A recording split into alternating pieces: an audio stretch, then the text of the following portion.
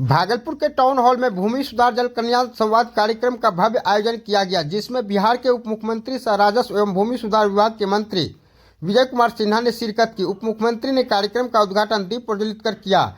इस अवसर पर भागलपुर जिले के सभी प्रखंडों से बड़ी संख्या में लोग उपस्थित रहे। जनसंवाद कार्यक्रम में उप मुख्यमंत्री विजय कुमार सिन्हा ने आम जनता से सीधे संवाद करते हुए दाखिल खारिज, परिमार्जन, पर्चा वितरण, अतिक्रमण और भूमि विवाद से जुड़ी समस्याओं को गंभीरता से सुना। उन्होंने संबंधित अधिकारियों को स्पष्ट निर्देश दिया कि जनता की शिकायतों का निष्पक्ष, पारदर्शी और समयबद्ध तरीके से समाधान किया जाए। कार्यक्रम के दौरान उप मुख्यमंत्री के साथ भागलपुर के जिलाधिकारी डॉक्टर नवल किशोर चौधरी, वरीय पुलिस अधीक्षक हृदयकांत, एडीएम दिनेश राम, नौगछिया की एसपी सुश्री प्रेरणा कुमार मौजूद रही। इसके अलावा जिले के सभी प्रखंडों के प्रखंड विकास पदाधिकारी, अंचलाधिकारी सहित तमाम वरीय अधिकारी भी कार्यक्रम में शामिल हुए। उप मुख्यमंत्री ने कहा कि सरकार का लक्ष्य है कि भूमि सुधार से जुड़ी योजनाओं का लाभ सीधे आम लोगों तक पहुंचे और इसका राजस्व व्यवस्था को अधिक सरल व पारदर्शी बनाया जाए। जनता के बीच आकर संवाद स्थापित कर रहे हैं। इस पहल का उद्देश्य पहले भी हमने बताया कि भाषण देना नहीं, बल्कि जनता के बीच आकर संवाद स्थापित करना है। जनता की भूमि से जुड़ी समस्याओं को सुनना, समझना, उसका नियम सम्मत समाधान प्राथमिकता के आधार पर सुनिश्चित करना है। भूमि सुधार एवं भूमि से जुड़े विवाद एक जटिल विषय है, जिनमें विधिक प्रावधानों, जमीनों, वास्तविकताओं का गहरा समावेश है। इस कारण विभाग ने अपने कार्यकाल के पहले 100 दिनों में प्रमंडलवार जनसंवाद करने का जो निर्णय लिया, फिर जिलावार, ताकि वास्तविकता फीडबैक प्राप्त कर पारदर्शी जन सुविधा आधारित अस्थायी नीति का निर्धारण किया जा सके। विभाग की सभी सेवाएं अब केवल ऑनलाइन उपलब्ध है। इन सेवाओं को आम नागरिकों तक आसानी से उपलब्ध कराने के उद्देश्य से ही जन कल्याण की शुरुआत 12 दिसंबर से पटना से की गई है और लोगों को एक तरह से विभाग के जो ऑनलाइन सुविधा उपलब्ध कराई गई है उसका जागरूकता भी, जन जागरण अभियान भी चलाने का उद्देश्य है। इसके बाद दूसरा भूमि सुधार जन कल्याण संवाद 15 दिसंबर को लखीसराय में, तीसरा 22 दिसंबर को मुजफ्फरपुर में, चौथा 26 दिसंबर को पूर्णिया में, पांचवा 31 दिसंबर को सहरसा में और आज छठे जनसंवाद में आपके जिले भागलपुर में हम सब आपके बीच आए हैं। इस संवाद कार्यक्रम के उद्देश्यों की पूर्ति के लिए राज्य के सभी 38 जिलों के अपर समाहर्ता, राजस्व, भूमि सुधार समाहर्ता एवं अंचल अधिकारियों की पटना के ज्ञान भवन में भूमि सुधार जन कल्याण कार्यशाला का आयोजन कर इसके उद्देश्य से अवगत कराकर जनता की परेशानियों को दूर करने का हमने निर्देश दिया है।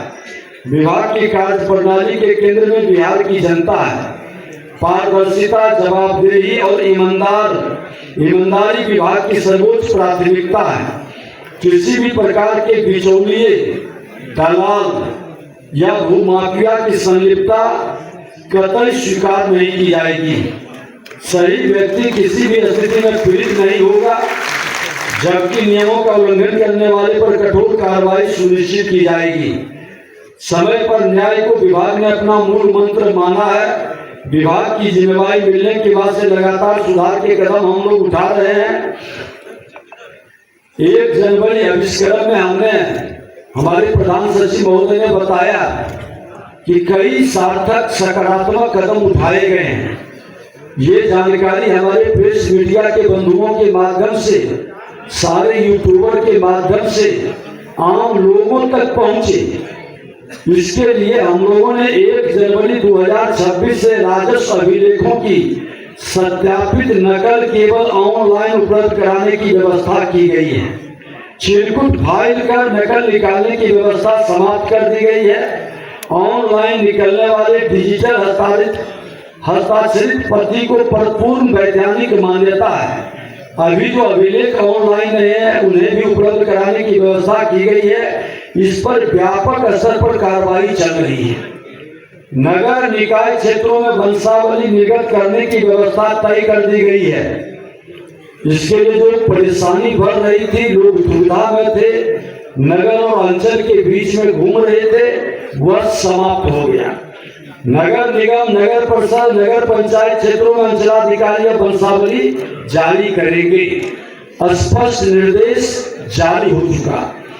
इस विसंगति को दूर करने के लिए राजस्व भूमि सुधार विभाग का नगर विकास एवं आवास विभाग ने संयुक्त रूप से विधिक पहल की है। इस क्रम में राज्य के महाधिवक्ता के साथ 18 दिसंबर 2025 को विमर्श किया गया, जिसके आलोक में विधि विभाग से विमर्श के बाद इसे लागू कर दिया गया। SC ST पर्चाधारियों को 100% दखल दिलाने के लिए ऑपरेशन भूमि दखल दयानी शुरू किया गया है। सभी पर्चाधारियों को सिद्ध न्याय दिलाने एवं भूमि पर उनका अधिकार सुनिश्चित करने के उद्देश्य से यह विशेष अभियान शुरू किया गया है। इस अभियान के तहत सभी पात्र SC ST पर्चाधारियों को उनकी आवंटित भूमि पर 100% दखल कब्जा दिलाना राज्य सरकार का लक्ष्य है। परिमार्जन प्लस के तहत समय सीमा तय करने का, अभी तक सुधार के ऐसे मामले लंबे समय तक लटके रहते थे, उन पर कार्रवाई सुनिश्चित करने के लिए 3 श्रेणियों में समय सीमा तय की गई है। लिपिकीय और टाइपिंग संबंधी छोटी गलतियां जैसे नाम, पिता का नाम आदि में सुधार के लिए अधिकतम 15 कार्य दिवस। ये अधिकतम का मतलब नहीं है कि 15 दिन के बाद 1 दिन, 2 दिन, 4 दिन, मैक्सिमम 15 दिन के अंदर हर स्थिति में इसको पूरा करना। खतरा, खाता खेसरा लगाना और अन्य तकनीकी त्रुटियों के लिए 35 कार्य दिवस मैक्सिमम, और विशेष जटिल मामलों में जांच के बाद सुधार के लिए अधिकतम 75 कार्य दिवस की समय सीमा निर्धारित कर दी गई है। इसके अंदर कार्य को पूरा करना हम सब की जिम्मेवारी है। पारिवारिक बंटवारे को आसान बनाने और जमीन को वर्तमान रैयत के नाम करने के उद्देश्य से पारिवारिक बंटवारा पोर्टल की शुरुआत की गई है। इससे बंटवारा के साथ दाखिल खारिज के लिए ऑनलाइन आवेदन करने पर सभी हिस्सेदारों के नाम अलग अलग दाखिल खारिज हो जाएगा। इस व्यवस्था से पहले सभी हिस्सेदारों को अलग अलग दाखिल खारिज आवेदन करना पड़ता था। शिविर लगाकर सभी पुराने दाखिल खारिज, परिमार्जन प्लस और माफी के मामले का निष्पादन सुनिश्चित करने का सभी अंचल अधिकारियों को आदेश दिया गया है। इसके लिए मकर संक्रांति के पूर्व 14 जनवरी तक का समय दिया गया है।